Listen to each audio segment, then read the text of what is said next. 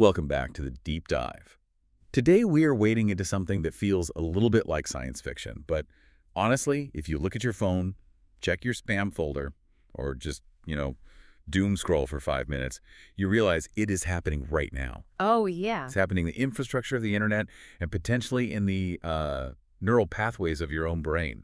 We are talking about digital sludge. It creates a very visceral mental image, doesn't it? Just this slow, thick, suffocating accumulation of waste. It really does. But we aren't just talking about spam emails or those weird, incoherent bot comments you see on Instagram.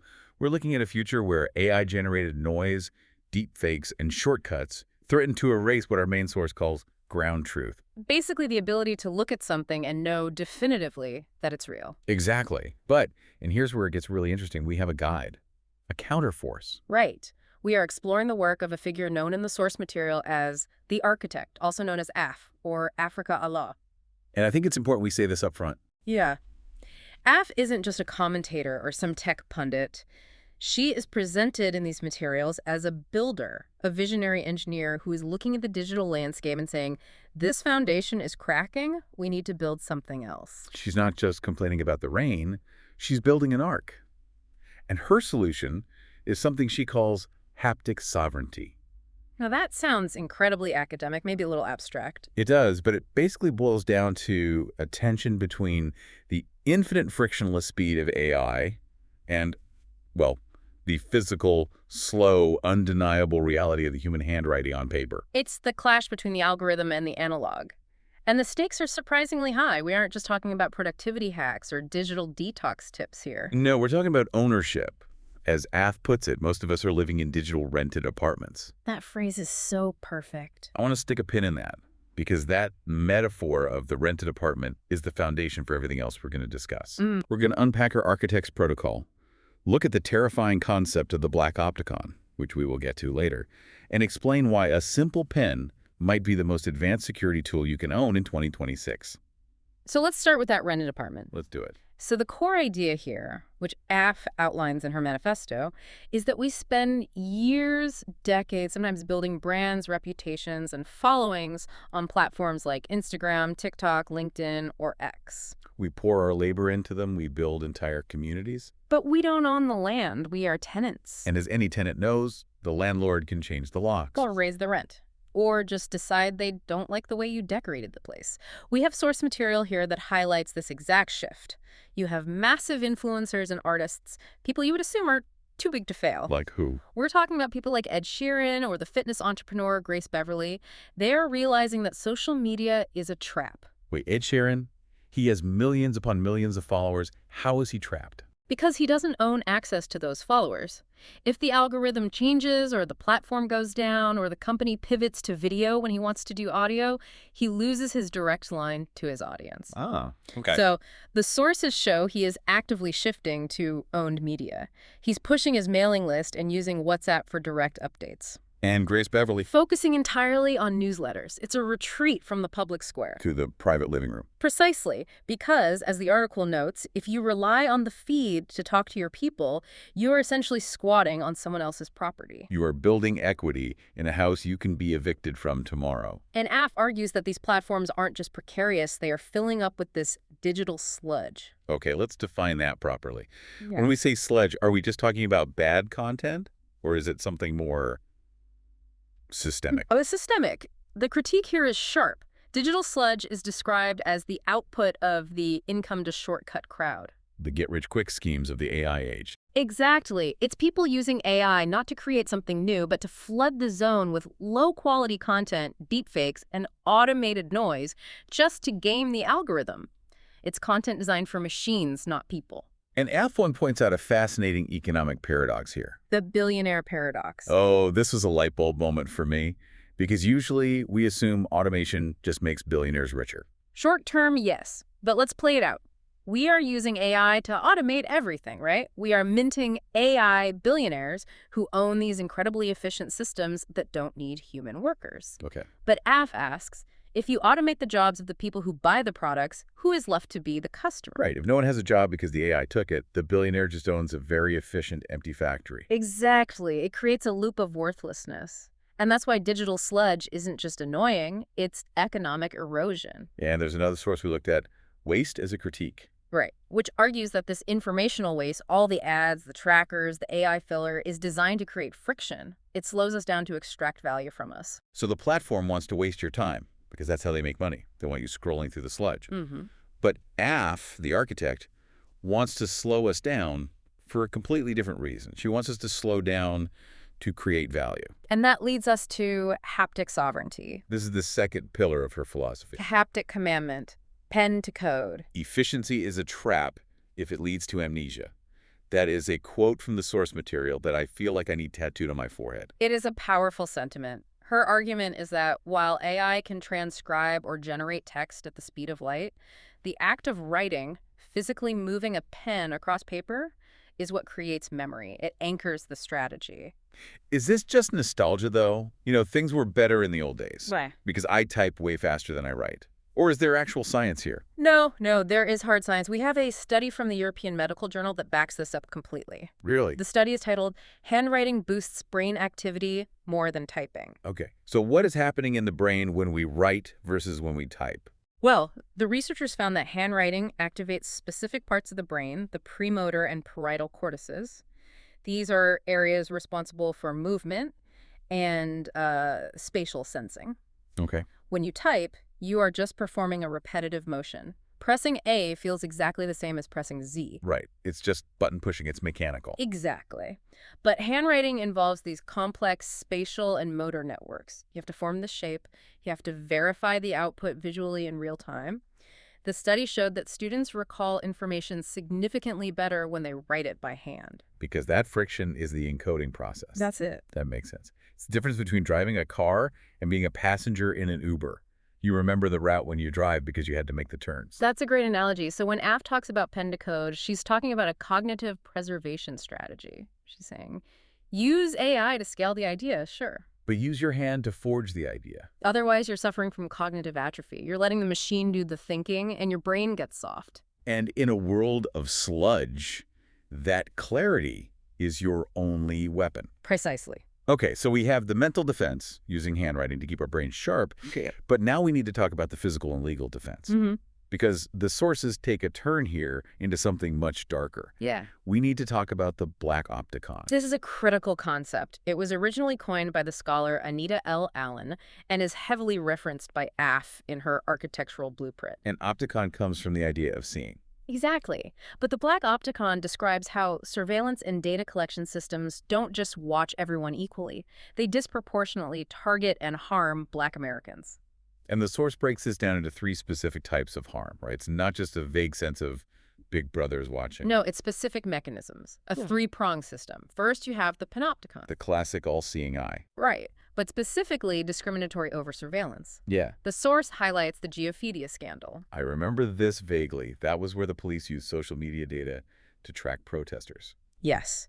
Police in Baltimore used Geophidia's software, which scraped data from Facebook, Twitter, Instagram, to specifically track and arrest Black Lives Matter protesters after the death of Freddie Gray. Well, They weren't tracking everyone equally. They were weaponizing public data against a specific movement. that is chilling. And it takes public data and turns it into a targeting system. And then there's the second prong. The panopticon, which is discriminatory exclusion, being locked out. We often call this digital redlining. That's right. The sources mention how companies like AT&T have historically excluded impoverished, often minority neighborhoods from broadband service upgrades. But it's also algorithmic. How so? Facebook allowing advertisers to exclude ethnic affinities from seeing housing ads. So you literally don't see the opportunity because the algorithm decided you shouldn't. You're banned from the view. Exactly. And the third prong is the conopticon. Predation. The classic example here involves Dr. LaTanya Sweeney. She's a computer scientist who found that if you searched for her name, LaTanya Sweeney, on Google, you got ads asking LaTanya Sweeney arrested. Wait, did she have an arrest record? No, none. But if you searched for Tanya Smith, a name perceived as white, you didn't get those arrest ads. So the algorithm effectively profiled the name. Correct. The algorithm had learned to associate Black-sounding names with criminal background checks because that generated clicks. It was selling bias. And this brings us right back to AF, the architect. Right. She talks about the PTSD of the description. And that's where her perspective is so incredibly vital. She says, in my community, likeness is dangerous. Dangerous. Yeah. Not just inconvenient. A threat. For a lot of people, being seen by the system isn't about vanity or getting likes. Fitting a description is a historical trauma, and now AI scales that trauma. Because if AI creates deepfakes or facial recognition makes errors, which we know it does more often with people of color, the stakes aren't just my account got hacked. Yeah. It's I might go to jail. Precisely. AFAP points out that anonymity is a safety feature. She asks a very provocative question. If the software can change the scene of a crime or deepfake a face, how do we prove we weren't there? That is the nightmare scenario, the erasure of truth. If the video evidence can be faked, your physical alibi is the only thing left. So how do we fight this? AF talks about treating identity as strategic real estate. This is the solution layer. We move from being passive subjects to active owners. We have a source from the USPTO discussing name, image, and likeness, or NIL. And AF boils this down to the 4 C's. Consent, control, credit, and compensation. These sound like legal terms, but how do they apply to regular people? It means we do not allow our likeness, our face, our voice, our writing style to be a free resource for the machine. We demand consent before it's used. We maintain control over where it appears. We get credit for the origin. And we get compensation if it generates value. And this is becoming urgent because of the digital twin concept. We are approaching a point where your digital replica might be more active than you are. Oh, this was wild. The source on estate planning for digital assets said, we're leaving behind ghosts in the machine? Right. It said that if I die and my spouse tries to log into my Facebook or email to settle my affairs, they might be committing a federal crime. Technically, yes, under the Computer Fraud and Abuse Act. Because the terms of service usually say no unauthorized access, and unauthorized includes your grieving family. So you don't own that account. Facebook does. You are just renting. That really drives the point home. It's not your property. So if we are tenants in a hostile building, how do we build our own fortress? Well, Force gives us a checklist. The architect's protocol. Yeah. Let's walk through these steps because these are actionable things you, the listener, can do right now. Absolutely. This is the engineering phase. Step 1 is cryptographic notarization. Which sounds incredibly tech-heavy. Can we unpack that? It sounds complex, but the logic is simple. It's about creating a digital receipt. AF suggests using blockchain timestamping for your original thoughts. So if you have a manifesto, a design, or a key document, You create a hash, which is a unique digital fingerprint of that file, and you timestamp it on a ledger. so if AI scrapes it later or someone deepfakes you saying the opposite, Yeah. you have proof. No, I wrote this specific thing at this specific time. Exactly. It's proving you were the origin point. It's about establishing who held the pen first. I like that. Step 2 is my favorite, and it goes back to the handwriting. The analog anchor. This is the idea that the physical world is the ultimate security feature. Yes. AF advises that for your most critical assets or instructions, you use physical handwritten documents or live in-person events. The messy context of a real room, the lighting, the way your hand moves, the unique imperfections is incredibly difficult for AI to simulate perfectly. Your community becomes your human watermark. If you only exist online, you can be edited. If you exist in a room with 50 people. You have 50 witnesses. Precisely. It's about anchoring your truth in physical reality. Okay, what's step 3? Biometric resistance. AF is very firm on this. Do not use Face ID or Voice ID for your most sensitive structural assets. Because your face and voice can be cloned. Easily. By 2026 standards, a voice can be cloned in 3 seconds. If your security relies on your voice, your security is broken.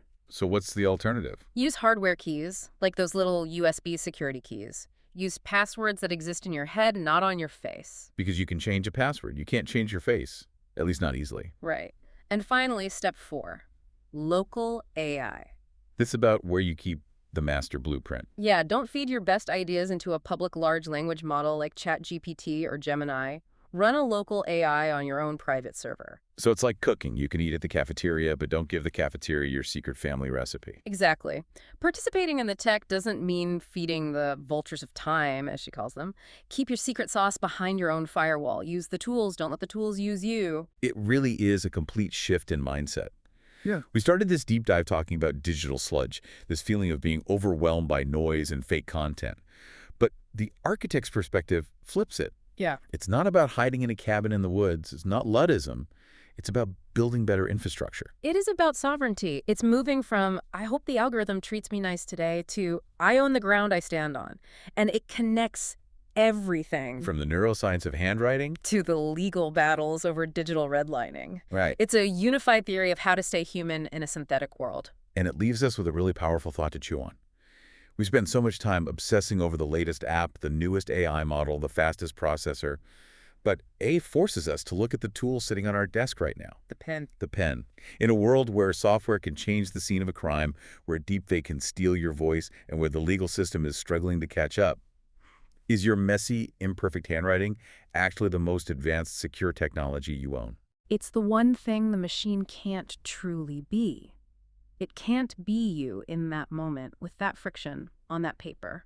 Something to think about the next time you go to type a note. Maybe, just maybe, write it down instead. That's it for this deep dive. See you in the deep end.